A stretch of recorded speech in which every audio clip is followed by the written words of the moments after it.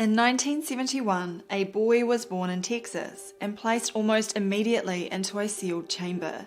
It was claimed that his immune system did not work, so he needed to be kept in complete isolation from the outside environment and all other people, including his mother. He became known as the Bubble Boy, and for a decade the story was broadcast across news networks around the world. While now largely forgotten, the impact it had in cementing the ideas of germ theory and contagion cannot be underestimated. In this video, we'll look into the scientific considerations related to the Bubble Boy's condition and the claim that his death was due to a hidden virus. This is an important chapter, revealing how the public has been deceived into fearing alleged contagious germs to increase the buy-in rates to events such as COVID-19.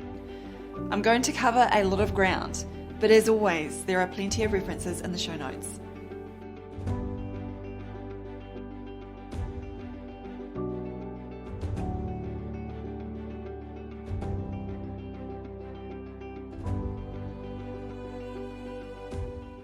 We have a story tonight about a little boy in Houston, Texas, and the unfortunate life disease has brought him. He is known only as Baby David. He cannot leave his plastic bubble. Since birth, David has never touched another human being. David's entire 12-year life was spent inside a plastic isolated bubble to protect him from the germs that his body could not fend off. He was never physically a prisoner in the bubble. He had merely understood the dangers the outside environment posed to his system. Germ theory is science, according to the Public Broadcasting Service. Wikipedia states that David Philip Vetter was an American boy with severe combined immunodeficiency, SCID, a hereditary disease which dramatically weakens the immune system. Vetter's parents were Carol Ann and David Joseph Vetter Jr. Their first son, David Joseph III, was also born with SCID and died at 7 months old. Physicians advised the Vetters that any future male children they might conceive would have a 50% chance of inheriting the disease. At the time, the only management available for children born with SCID was isolation in a sterile environment until a successful bone marrow transplant could be performed. The Vetters, who had a daughter, decided to proceed with another pregnancy. Their third child, David Philip Vetter, was born on September 21, 1971. To uninitiated members of the public or indoctrinated health professionals, the surrounding story may appear to be backed by sound science. Tragically, it contains elements of monumental medical fraud. The first is the claim that the only management available for children born with SCID was isolation in a sterile environment. In this context, we know that isolation does not mean the virologist's woolly definition of the word, but isolation's actual definition, meaning to separate the child from all others. And that is what they did to baby David. However, quote, only management implies that this was established as a clear-cut fact and something that was supported by medical science. If this is the case, then where are the references? Wikipedia does not provide any, and neither can we find this claim to be backed up elsewhere.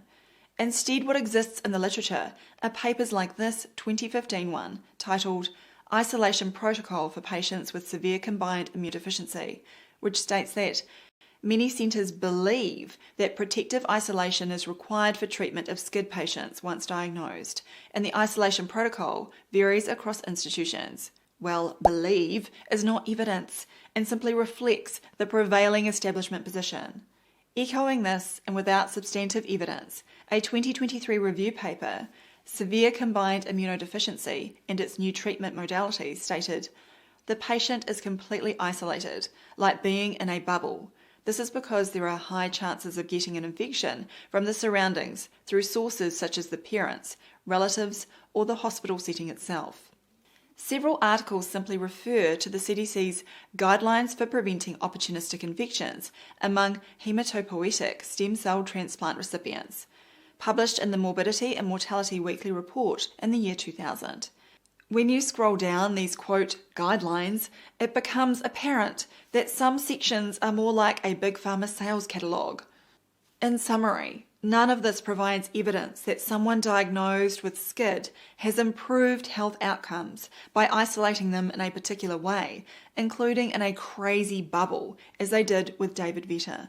The second point is the claim that an individual labelled with this diagnosis gets sick because they don't have an adequate immune system. Along with our colleagues such as Mike Stone and Drs. Andy Kaufman and Tom Cowan, our research over recent years has concluded that there is no evidence for such a thing. While there are white blood cells and various proteins related to inflammation and healing, the idea that this, quote, defends us from microbes is not backed by experimental evidence. Microbes do not have the capacity to attack healthy tissue. They only begin breaking down tissue after it has become devitalized. The causes of this include trauma, insufficient circulation, malnutrition, hypoxia, and poisoning. The solution is to reverse the underlying cause and restore the terrain, not engage in a phony war against the microbes who are doing nature's intended work. For more information on the fallacies of the artificial construct known as the immune system, you can watch some of my other presentations, including Is Immunity Real?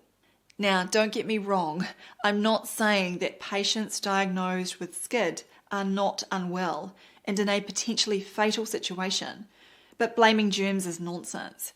A 2011 Pediatric Medical Journal article stated that affected infants generally appear well at birth, but within the first few months of life demonstrate failure to clear infections and present with persistent respiratory tract or gastrointestinal infections, failure to thrive, and sometimes apparent food intolerance. Here they are looking at things back to front. The underlying problem is failure to thrive and poor general health, which then leads to the, quote, failure to clear infections.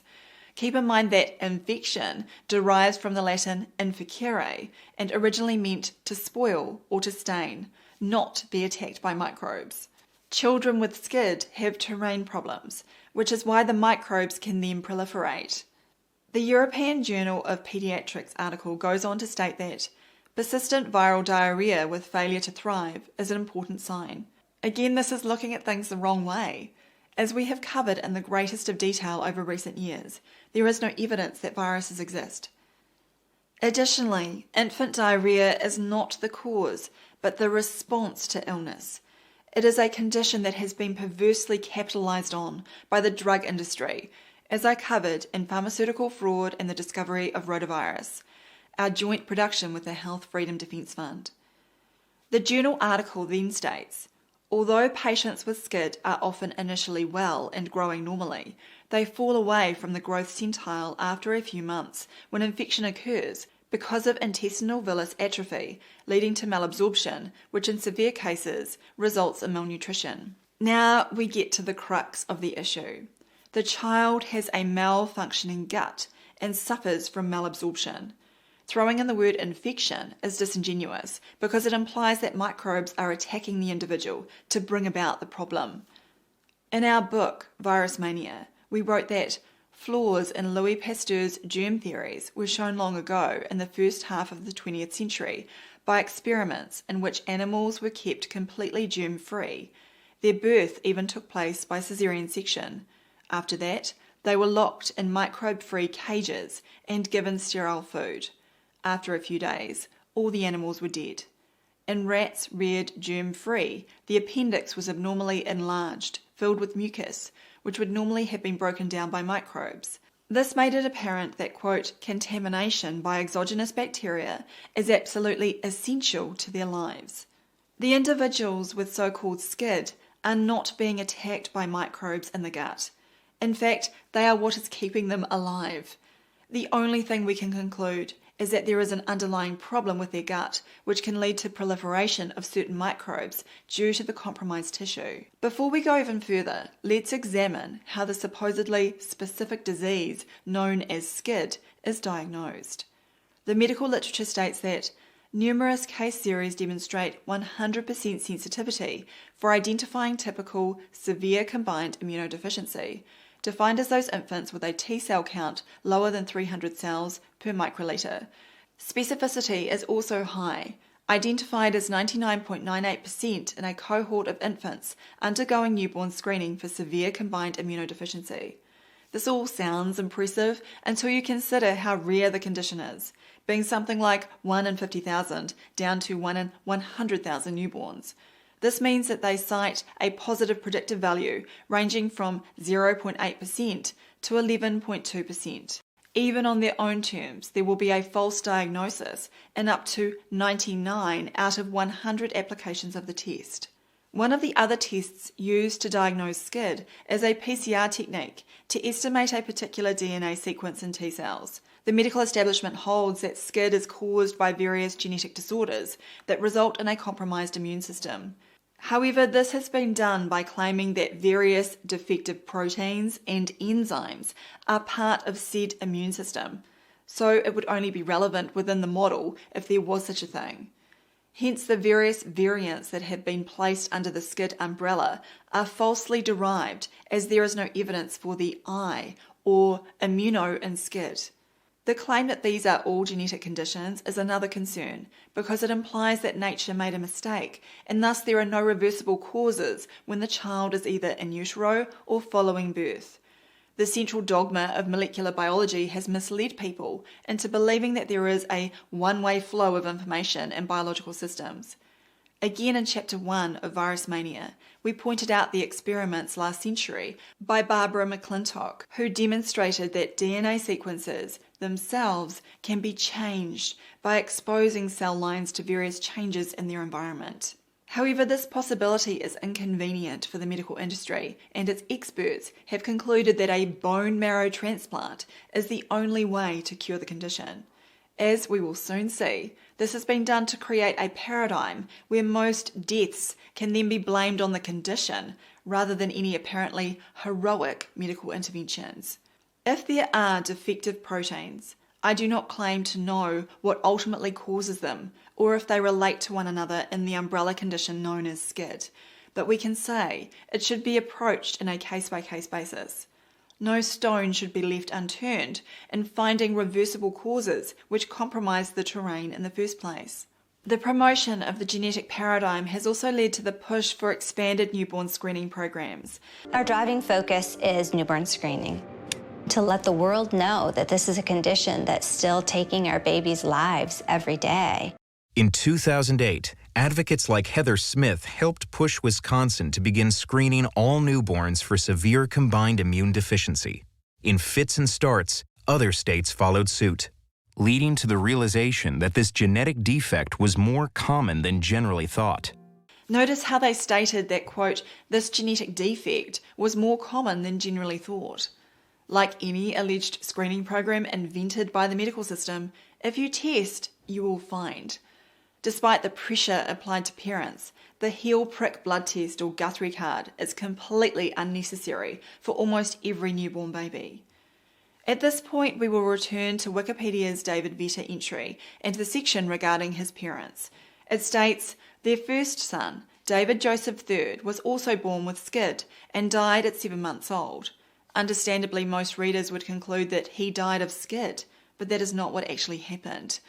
We find out on the PBS American Experience website that Catherine's bone marrow appeared to be an acceptable match to her brother's, and a transfusion was made, but David Joseph died before it could take. He was 7 months old. Before it could take is a euphemism for the procedure killing him. Bone marrow transplants are extremely risky procedures that involve toxic chemicals such as cyclophosphamide and total body irradiation. They come with a high fatality rate, but people are led to believe it is the condition rather than the treatment that kills someone, as portrayed with David Vetter's older brother. Similarly, David Vetter's death has been framed as a, quote, complication from SCID, but in reality, he was also killed by a bone marrow transplant. Not only that, but the medical and virology establishments added another spurious twist to the story. The little Houston boy provided a vital missing link between a common viral infection and the development of cancer. The final tragedy of David's life was that the transplant had initially worked. But within the transplanted marrow, a dormant Epstein-Barr virus lay hidden. It awoke when transferred into David's immune-compromised body, triggering a deadly cancer. This was the first time such a phenomenon had been observed. In other words, he was doing okay and had made it to 12 years of age when they performed a medical procedure that caused cancer and his rapid death. The preposterous notion that Epstein-Barr virus has been shown to exist or cause cancer has been debunked in my video Glandular Fever and the Fable of EBV.